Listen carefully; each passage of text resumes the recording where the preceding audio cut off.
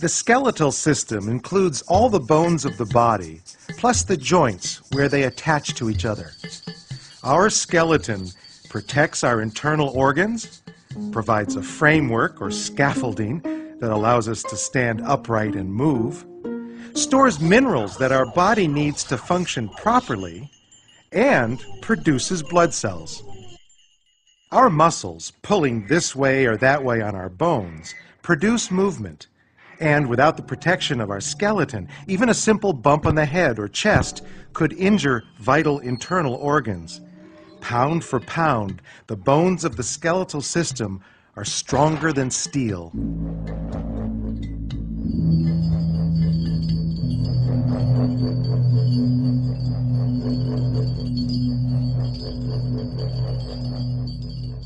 The skeletal system is made up of 206 different bones, which come in 4 basic shapes.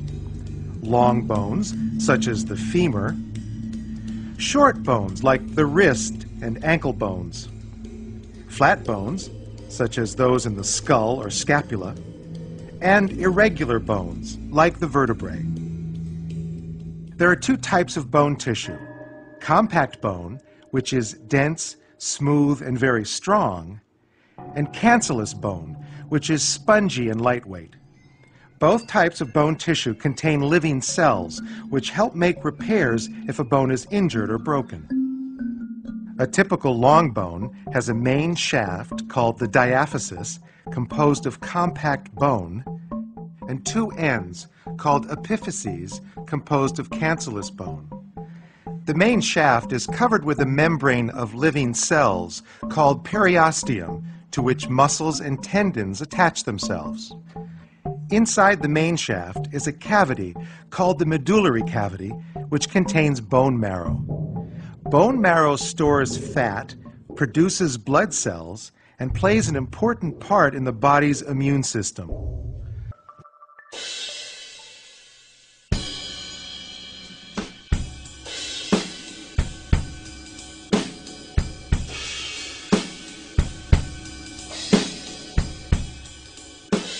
The skeletal system is divided into 2 divisions.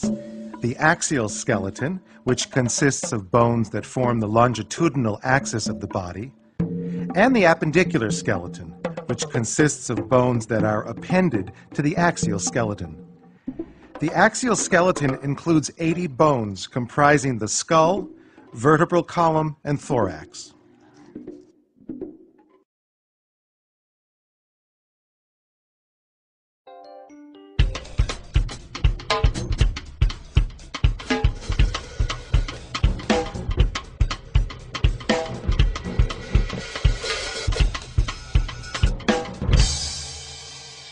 The appendicular skeleton consists of the bones of the shoulders, upper extremities, hips, and lower extremities.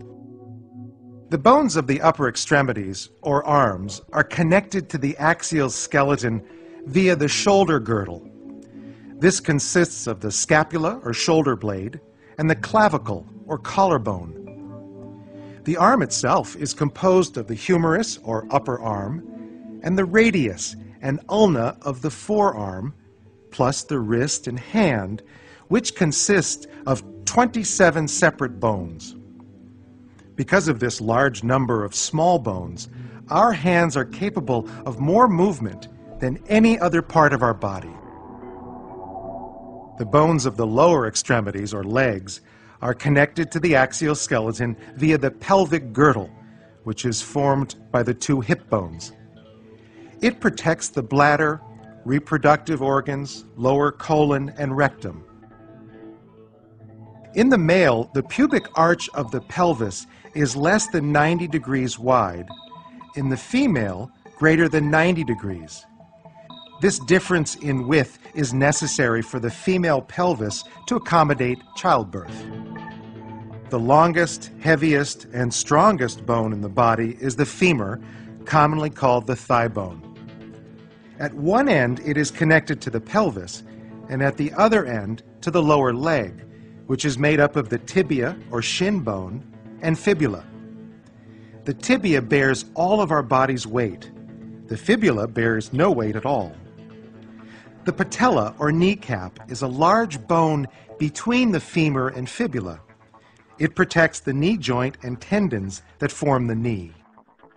The bones of the ankle and foot must carry all of our body weight as we stand, walk, or run. And the 26 bones and 33 joints that make up our ankle and foot enable it to do just that.